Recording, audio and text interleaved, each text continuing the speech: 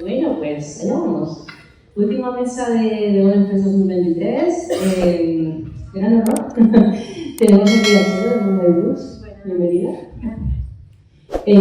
Nada, me he contado unas preguntitas para que vayamos hablando un poco, que es entretenido. Por favor, como estamos casi en familia, si os apetece intervenir, los cortéis, ¿vale? Intervenir y tranquilamente.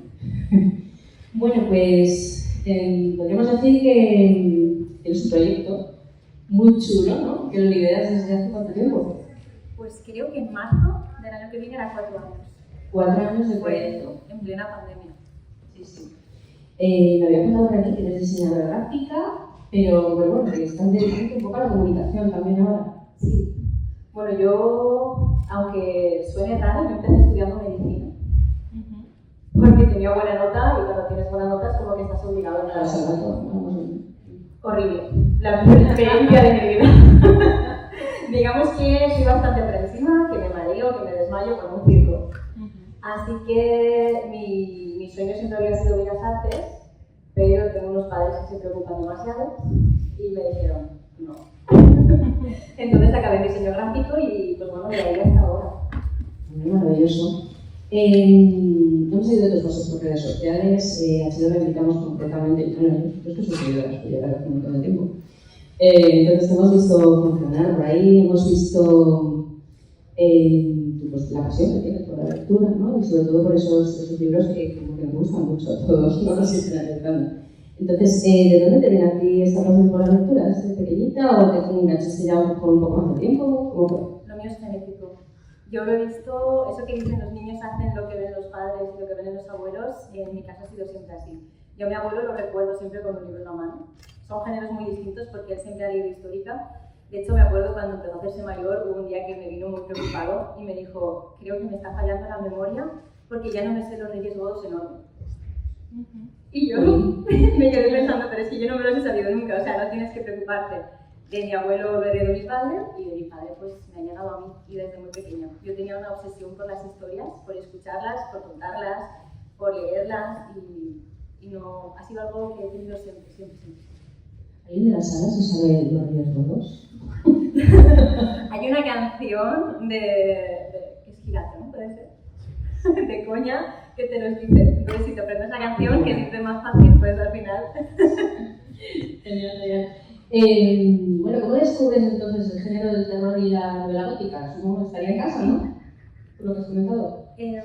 Estaba en casa, pero en el género más clásico. Fue todo gracias a un profesor que tuve en quinto de primaria, que nos hizo leer a Gustavo Adolfo Bécquer, más en concreto El monte de las ánimas, y me obsesioné. Yo soy una persona que tiende a obsesionarse mucho y muy fuertemente con cosas, especialmente libros. Y cuando me dio esta obsesión me dijo, pídele a tu padre que te compre una edición de Edgar Allan Poe. Y mi padre me dijo, no pasa nada, yo la tengo y todavía está en mi casa. Y leía Edgar Allan Poe, me obsesioné más y entonces hice una lista buscando en internet, que en aquel tiempo no era fácil. Y le dije a mi madre, quiero todos estos libros. Y me los consiguió. Qué maravilla de inversión, ¿no? Y qué maravilla los que hemos tenido la suerte de tener un profesor, es que la mía era de digo, tener un profesor que nos guíe, ¿no? Porque a veces llegamos un poco al mundo del adulto como perdidos y sin referencias, ¿no? Y qué suerte tener un libro y una persona que esté haciendo un libro que nos diga dónde está. Los profesores a veces, porque hay profesores que se nota que no tienen ganas o que están a disgusto, luego hay otros que se les nota la pasión. Y cuando te toca un profesor con pasión por lo que hace... Totalmente de acuerdo. Bueno, ¿qué te aporta leer? ¿Por qué te gusta tanto? Es que no lo sé. La cuestión es que no me imagino mi vida sin tener un tiempo para leer. Yo creo que es un poco de abstraerse del mundo. A ver, no sé cómo decirlo, porque al final yo leo terror principalmente, ¿no? Ponerte en otros escenarios en los que no estarías, pero luego piensas, pero es que a lo mejor nunca deberías estar en esos escenarios. Pero hay una parte de mi cerebro que me dice, sí. Pero la sensación es potente, ¿no? Sí. El terror, sobre todo, claro. Sí. Bueno, ya dijo Lovecraft, es la sensación más antigua y más intensa de la humanidad. Es algo que nos hace a todos iguales, el miedo. Efectivamente. ¿Qué es lo que más te gusta cuando lees novela del género? Porque yo he leído una entrevista tuya para preparar esta, obviamente. Y el tema del escalofrío me hace mucha gracia, ¿no? Porque a todos nos pasa. Me produce pues ese cosquilleo, como que me identificas, pero que te hace seguir leyendo. Sí. Entonces, aparte de eso, ¿qué es lo que...? A mí me gusta mucho el terror sobrenatural, porque no lo sé, y sobre todo las novelas que son capaces de tú estar leyendo y hay una parte de tu cuerpo que te dice, alguien te está mirando, o sea, te están observando. O sea, cuando una novela es capaz de meterte la sensación de inseguridad, y las hay, o sea, aunque parece cuesta encontrarlas, ¿no? Sobre todo cuando ya estás hecho al género y has leído mucho terror. O sea, yo creo que este año llevo leídos 80 libros. O bueno, son muchos. Sí. Entonces, al final, pero las hay y son muy buenas. Y cuando encuentras una, dices, esta, la voy a volver a leer varias veces. Y hay algunas que dices, ya la he leído 4 veces y me da pesadillas siempre. ¿Fue este disfrute de la literatura lo que te hizo saltar a las redes sociales o tenías ya, pues, como todo el mundo, ¿no? Tus cosas en redes sociales y dijiste, ostras, voy a compartir mis lecturas? ¿Cómo sucede este paso más allá? A ver, yo soy adicta a las redes sociales. Me gusta mucho, también creo que me han aportado mucho porque yo hace 4 años me decidí de venir aquí, yo sabía mandar a la mierda. Iba a hablar en público, hablar con alguien que no conozco, no. Entonces, lo tengo que reconocer que todo esto es gracias a YouTube y haber estado 3 años esforzándome por grabar y crear contenido sabiendo que hay gente que va a estar viéndome. Pero yo no tenía redes sociales, siempre me había interesado, bueno, como diseñadora gráfica, he hecho fotografía, he hecho vídeo, me gusta muchísimo y siempre había tenido interés. Estuve a punto de hacerlo cuando me fui de Erasmus, pero para hablar de viajes y tal, y al final era como es que tampoco me veo toda la vida hablando de viajes, siendo que no tengo los medios para viajar tanto. Y fue en pandemia que empecé a leer más porque perdí mi trabajo y dije, oye, yo quiero hablar con gente de esto. Porque tengo la suerte de que tengo amigos que leen, que eso no todo el mundo lo puede decir, pero no leen terror. Entonces había que buscarlos por otro lado. Había que captarlos. Había que captarlos. ¿Cuánto tiempo le dedicas al proyecto de Moonlight Books? ¿Semanalmente, mensualmente? No sé. ¿Vamos ahí una estadística? Nunca he querido hacer el cálculo, pero porque me da miedo ver las horas. Pero para mí es otro trabajo, son 2 trabajos. Yo tengo mi trabajo, que estoy 8 horas, y luego todos los días o estoy leyendo, o estoy pensando en reseñas, o estoy grabando, editando, porque claro, al final son las fotos, también están los vídeos de YouTube, y ahora también estoy en TikTok, que es una plataforma muy peligrosa porque te absorbe, pero es que es mucho tiempo. A la semana, es que a lo mejor son 24 horas fácilmente. Sí, me lo creo totalmente. Bueno, pues a mí una de las cosas que más me gusta de tu proyecto, el motivo por el que hemos invitado a venir aquí, es porque me gusta que trabajes en 2 planos. ¿No? Trabajas en un plano que es como más privado, por así decirlo, y otro más público, pero las propuestas son como universales, ¿no? O sea, haces vamos a leernos este libro, ¿no? Luego lo vamos a comentar aquí en abierto en YouTube, y luego además en privado tienes otras actividades que ahora hablaremos de ellas. Respecto a esto, no sé, ¿nos puedes contar, por ejemplo, qué iniciativas son estas que ofreces libremente y de acceso gratuito a todo el mundo? Bueno, en YouTube, sobre todo de cara a Halloween, que es la época fuerte del terror al final, porque la gente que no lee terror, pues como es Halloween, hay mucha gente que hace lecturas estacionales. Desde que estoy en el canal he hecho lecturas conjuntas, que han sido casi siempre relatos, pero este año ha sido una novela. Y luego siempre ha habido un directo para comentar en YouTube, que esa también fue otra barrera, conseguir atreverse a hacer directos es otro... ¿Qué novela fue? Este año ha sido Drácula el origen, porque acabábamos de leer Drácula, la novela de Bram Stoker, y bueno, pues por seguir indagando un poco. Fue interesante, pero un poco decepcionante también, todo un poquito. Y bueno, pues al ser abierta, cualquier persona que quisiera leerla podía participar y el vídeo está en YouTube para que quien quiera lo pueda ver.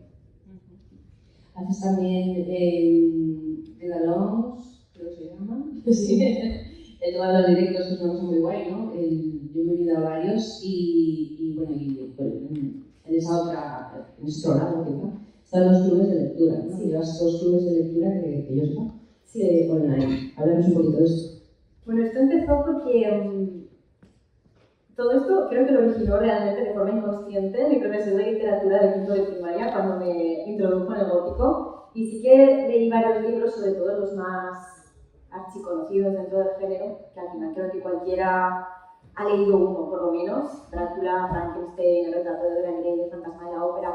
Pero claro, cuando me paré a pensar dije, a mí este género me ha gustado mucho y he leído 7 libros. seguro que hay muchísimos. Entonces empecé a buscar, empecé a ver una cantidad de clásicos increíbles que no había leído, que además al ser libros que a lo mejor empezaron a escribirse en 1700, están libres de derechos, cualquier persona puede encontrarlos de forma legal en internet.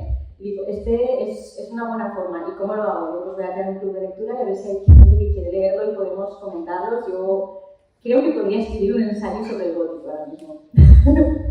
Vamos por ponerte que escribas un ensayo sobre el gótico y que tengas el año que viene que presentarlo. Ha sido una obsesión, es que me obsesiono mucho, realmente. O sea, quiero obsesionarme muy fuertemente. Y de hecho quería hacer un vídeo en YouTube y no lo hice porque empecé a escribir y dije, no puedo, esto no puedo hacerlo en un vídeo. Es imposible, me tiraría 3 horas hablando. Claro, me gusta eso, ¿no? Porque comentábamos antes el tema del trabajo, de las horas que dedicamos. Es que no solamente es ponerse ahí y vengo aquí a contar mi historia de hoy, ¿no? Es que todo lleva un guión. O sea, los buenos trabajos al final hay que prepararlos, claro, independientemente de todo. Pues de ahí salió el club de los libros góticos, que es el que mejor está funcionando en Patreon. Y a raíz del canal sí que hubo gente que me decía que, pues, que quería un club de lectura de terror, que quería recomendaciones del género, y dije, pues bueno, ya que he hecho un club, hago 2. Y como yo al final al mes, yo soy muy ciber, yo llevo a la vez 6 libros, entonces depende de lo que me apetece cada momento, voy leyendo uno u otro. Entonces llevar 2 clubes de lectura no me suponía un problema, porque al final yo lo voy a leer, yo le dedico mucho tiempo y a mí ha funcionado bastante bien. Y ha sido maravilloso porque he sacado amigos de los clubes de lectura. Qué bien, maravilla. También me ha gustado mucho, a lo largo de lo que he visto de tu carrera, pues el tema del formato, ¿no? Porque sí que es cierto que a veces, como en el Wall Express, ¿no? Pues salimos, nos reunimos y lo pasamos genial, ¿no? Pero como hay gente como que repudia mucho las redes a la hora de hacer un poco de divulgación por el tema del contacto, y yo estoy en contra de esa opinión. Yo creo que las redes sociales son una herramienta para llegar, por ejemplo, a gente que normalmente no llegaríamos por el sencillo hecho de que quizá no se pueda desplazar, ¿no? Respecto a esto, o sea, hay personas que se conectan, con, o sea, que están en conexión contigo, participan en tus clubes, etcétera, de fuera de España, tienes internacionales, soy de aquí. ¿Cómo está el público? Sí, hay muchísima gente de España, pero yo creo que realmente la mayoría de personas son de Latinoamérica. De hecho, una de las primeras personas que se unió al club de lectura y que lleva desde ese momento se llama Brian. Hablamos casi a diario, es algo increíble y creo que es... No me acuerdo ahora mismo porque la verdad es que yo la geografía se me da bastante mal, yo he sido de antes siempre, pero es algo que siempre ha estado ahí y creo que sinceramente lee más gente de fuera. También me he dado cuenta de que tienen más problemas a la hora de acceder a los libros, porque aquí en España hemos tenido mucha suerte y en los últimos años han surgido muchas editoriales independientes pequeñitas que se han dedicado al género y se agradece, la verdad. Yo creo que a ellos les llegará en algún momento al final, tiene que llegarles, pero sé que sí que tienen más problemas para encontrar algunos libros. Entonces, sí, comentaba un amigo mío que es director de cine y que trabaja el símbolo y tal, que hay como sed por allí, ¿no? Que sí. Viene gente, yo también dirijo 2 clubes de lectura, viene gente y dice, sudamericana, y dicen, wow, o sea, es que son libros de ficción, ¿no? Sí. No realismo mágico todo, es que hay más. Y tienen facilidad para conseguirlos de Estados Unidos más que nosotros, pero claro, ya tienes que comprarlo en inglés. Y si no conoces el idioma, pues... Sí, o digital, ¿no? O digital. Bueno, afortunadamente tenemos libros también funcionando, viviendo en digital y tenemos muchos creadores muy buenos. Y en audiolibro. Que trabajan en digital, sí. Hablando de creadores muy buenos que trabajan y hacen libros, también escribes. También escribo. Sí, cuéntanos un poquito esa faceta escritora.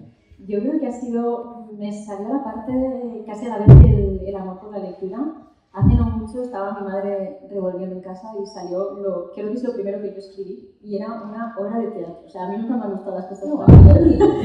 En un trabajo, yo creo que tendría 6 años, una obra de teatro sobre las notas musicales. Y desde entonces yo creo que he estado escribiendo siempre porque yo creo que vivo muy desligada de la realidad. Mi cabeza siempre está en las nubes.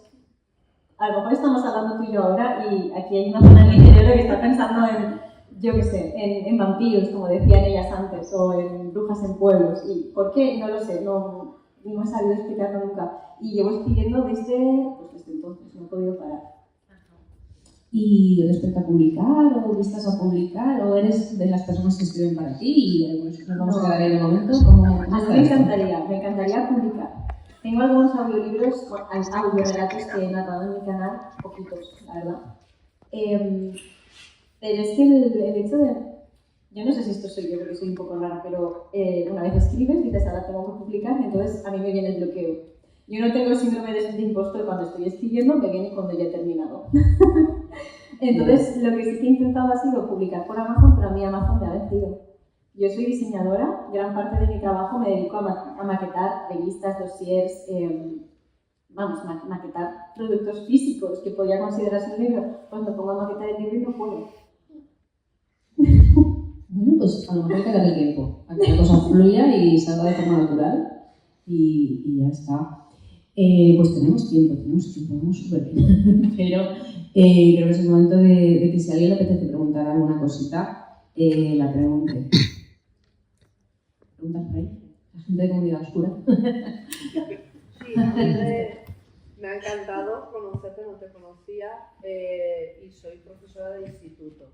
Entonces yo ya, pensando en eso, te quería preguntar un poco, porque lo quiero poner, o sea, darte a conocer en clase y demás, quizá por dónde empezar, porque por ejemplo hemos trabajado Bram Stoker Drácula, y entonces sería para los de primero de la ESO que tienen pues, unos 12, 13 años. ¿Qué me recomiendas de tu canal para pues eso, mostrarlo en clase? ¿Por dónde empezar un poquito? Tengo una lista de reproducción, creo que se llama en YouTube, que es toda de literatura gótica. Entonces está Drácula, obviamente, está Frankenstein, hay varios. Además, porque son libros que he leído varias veces y que he decidido hacer varias reseñas, porque cada vez que los lees sacas algo nuevo de ellos. Y bueno, pues sobre todo en una clase enfocada a literatura, imagino que es lo que más pega.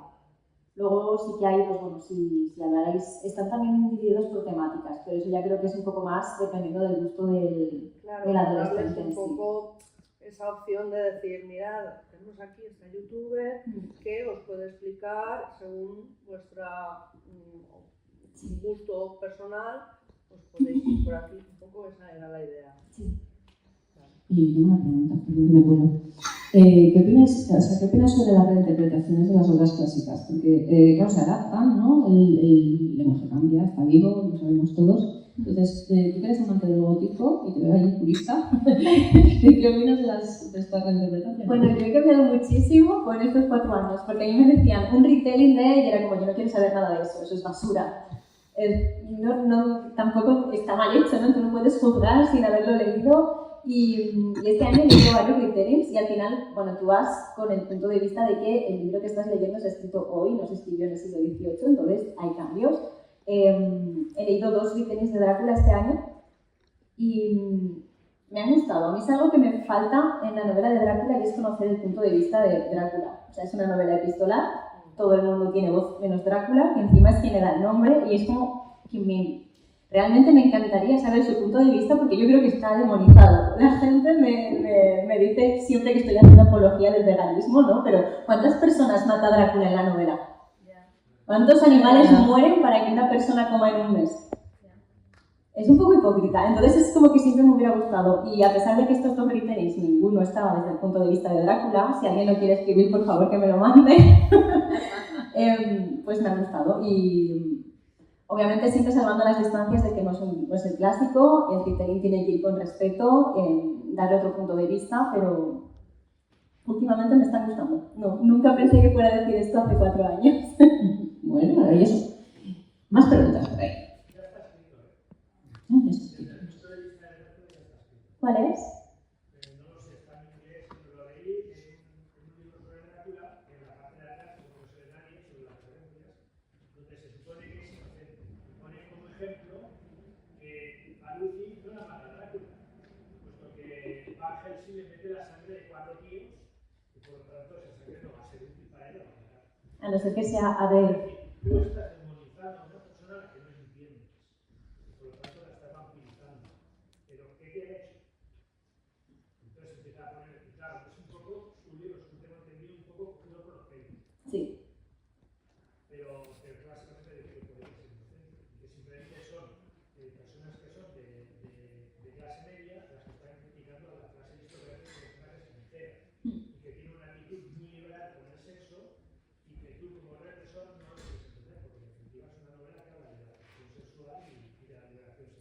Eso da para un buen debate por esta especie de triángulo que hubo entre Bram Stoker y Oscar Wilde y Florence, que estuvo también entre medias, en fin, toda una historia victoriana muy interesante.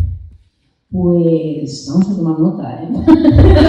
Porque aquí surgen ideas maravillosas, efectivamente, sí, para debates y mesas redondas. ¿Más preguntitas? No seáis tímidos. Venga, a ver. ¿Sería Drácula o los vampiros en general una especie de el lado oscuro de cada persona que todos tememos de nosotros mismos y demonizamos echándole piedras a otro, ¿no? Cuando vemos a otro que se parece a nosotros, a nuestra parte oscura, lo echamos sobre otra persona, ¿no? En lugar de sobre nosotros.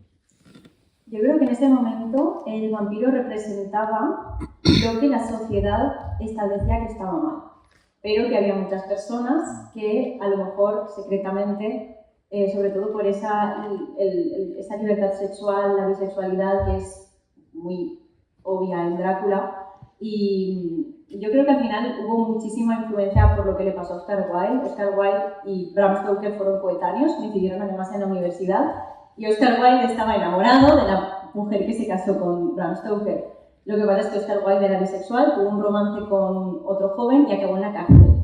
Y, en fin, repudiado y muriendo por ello. Yo creo que Bram Stoker al final era igual, pero al ver el peligro se retrajo en sí mismo y dijo: yo no quiero saber nada de esto. Y de ahí salió al final el monstruo, que era Drácula, que era un monstruo para la sociedad porque no se le entendía, porque era diferente, porque representaba todo aquello que se repudiaba, que se consideraba malo. Pero no creo que sea la parte oscura de las personas, sino la parte libre. Interesante. ¿Alguna pregunta más? ¿Última? Por ahí. Quería saber si has tratado el tema de género en la novela gótica, porque, por ejemplo, la mujer siempre se suele ver como un apéndice masculino o un objeto para el hombre. Con respecto a las vampiresas, siempre se ven como mujeres bellas, muy sexualizadas, y quería saber si has conocido alguna otra visión en la literatura gótica. La realidad es que Drácula es una novela que ya no es del gótico original, sino que es bastante tardío. El gótico empieza en 1780-1790 con el Castillo de Otranto, y el gótico es un género que se escribe para mujeres, no era un género escrito para hombres. Entonces, el Drácula, y obviamente todas las características del género cambian un poco, pero uno de los principales arquetipos del gótico es la protagonista siempre era femenina y era como la heroína. Ella tenía que conseguir escapar de una figura masculina opresora y podía o no ayudarle un joven que se enamoraba de ella, lo que fuera. Pero las novelas estaban escritas para mujeres, para que las mujeres de aquella época se identificaran con ellas. Y al final, al ser un género que surgió en el siglo XVIII, siempre hay que conseguir intentar leer los libros en el contexto para el que se crearon. De todas formas, yo creo que conforme avanza se va distorsionando. Bueno, en El monje, eso es un despropósito, leerlo todos, es maravilloso, yo creo que es la novela de chisme perfecta, pero bueno, en Drácula la cosa cambia porque al final, a pesar de que sigue existiendo la figura de la heroína, no es la protagonista, es Drácula.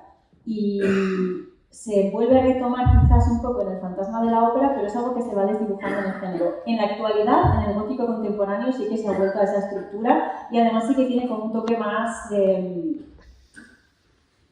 En fin, la heroína no tiene que depender de una persona, o sea, sí que sabe que a lo mejor necesita ayuda, pero no tiene por qué ser el príncipe azul que viene a salvarme.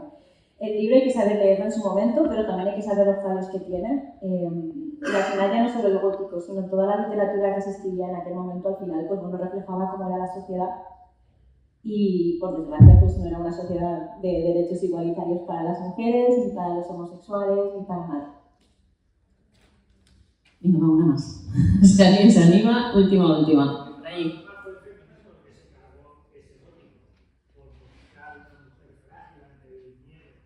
No escuché lo primero. Fue el feminismo de la época en la que fue matando el gótico, porque